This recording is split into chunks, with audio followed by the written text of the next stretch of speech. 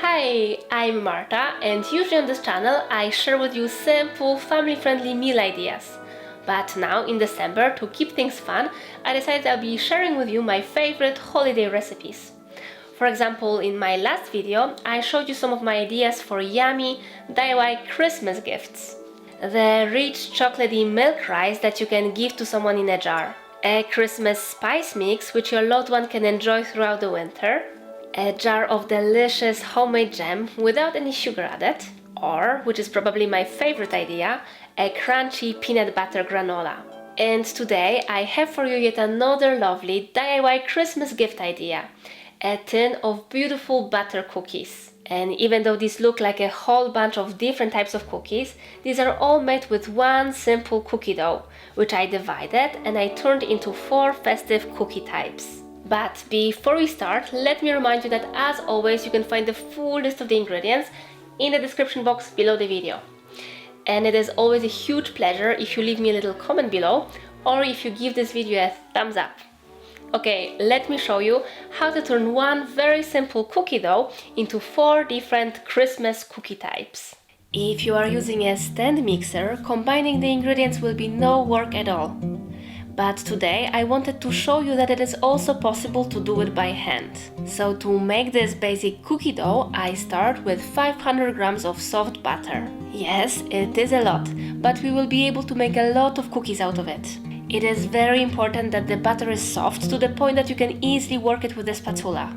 I sometimes cheat a bit and I put it in a microwave for a few seconds. Next, I add icing sugar. I start by 1/3 of it and then I mix it carefully so it doesn't all go into the air. Then I add the rest, and now I add the eggs, one by one. I add the second egg only when the first one is incorporated. At this point the cookie butter is getting soft enough to use a whisk. I add 2 tablespoons of lemon juice and I whisk it well so that it is all mixed homogeneously. Now I add 600 grams of flour in 2 goes and I mix in 1/2 teaspoon of flaky salt. I use fleur du sel, which I cannot recommend more.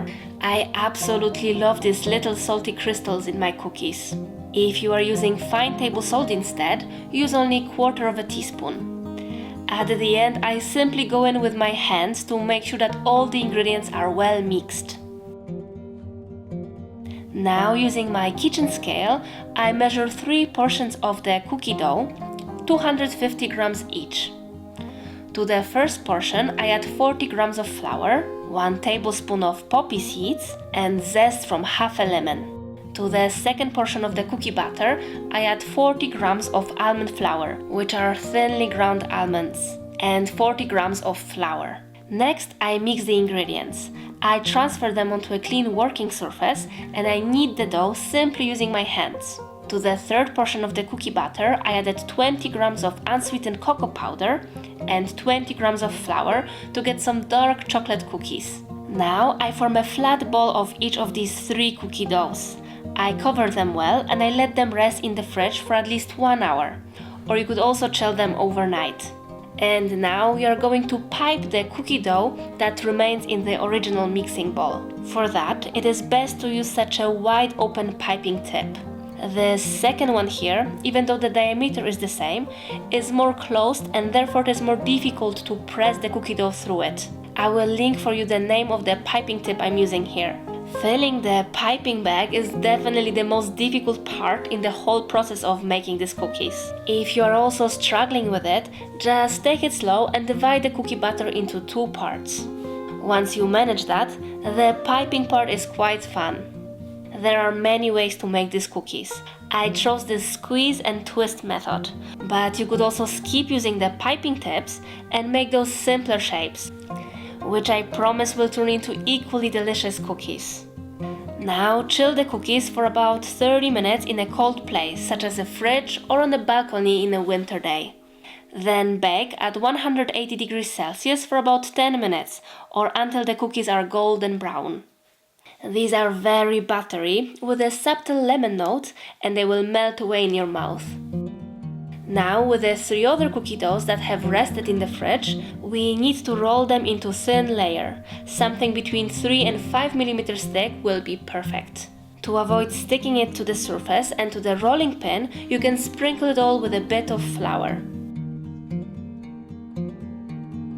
The chocolate cookies I decided to decorate with some brown sugar.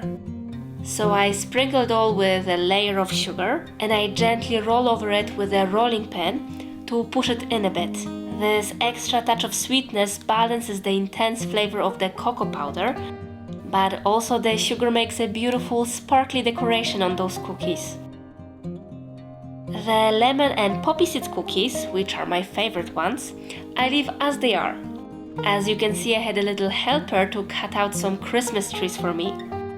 This cookie dough is very soft and easy to work with, even for such little hands. I bake the cookies at 180 degrees Celsius for about 8 minutes. Just look how beautiful are these sparkly chocolate ones. With the last portion of the cookie dough, the one with almond flour, we will make 2 different types of cookies. I start by cutting out circles. As you can see, I use my ravioli cutter here, but you could do it simply with a glass. So now I bake half of the circles as they are, and in the middle of the other half I cut out a little window. I chose a little star-shaped cutter, but you could also go with a heart or with another smaller circle. Now I do the baking in 2 rounds. I start with the full circles, which will need a couple extra minutes. The second batch of cookies to bake are the circles with windows and my little stars. I can bake them at 180 degrees Celsius for about 7 to 10 minutes, or until the cookies become golden. As soon as they cool down a bit, I sprinkle the ones with windows with some icing sugar. And the little stars I decided to decorate with melted dark chocolates. Now I let them rest for about 1 hour for the chocolate to set, and the third type of cookie is ready. The last, 4th type of cookies will have a touch of red color, which will make our cookie box look even more festive. I decided to fill these cookies with some strawberry jelly because of its bright color. But you could also replace it with your favorite jam. At room temperature, the jelly is rather solid, so I warmed it up in the microwave to make it more liquid and easier to work with. Okay, let's assemble the last type of cookies. Simply pour a bit of the jelly on the round biscuit, spread it a bit, and cover it with the top layer. How cute are these? Now they will need to rest for a couple of hours so that the jelly sets. And here are all the 4 types of cookies that I will be offering in a metallic tin that I lined with some baking paper. Just look how festive these look. Wouldn't you be thrilled to get such a beautiful and yummy Christmas gift? I hope you enjoyed this video, and if you'd like to stay up to date with all my newest step-by-step recipes, do subscribe to my channel and click the bell so that you are notified when my newest videos are out. Thank you for watching until the end, and I hope to see you soon. Bye!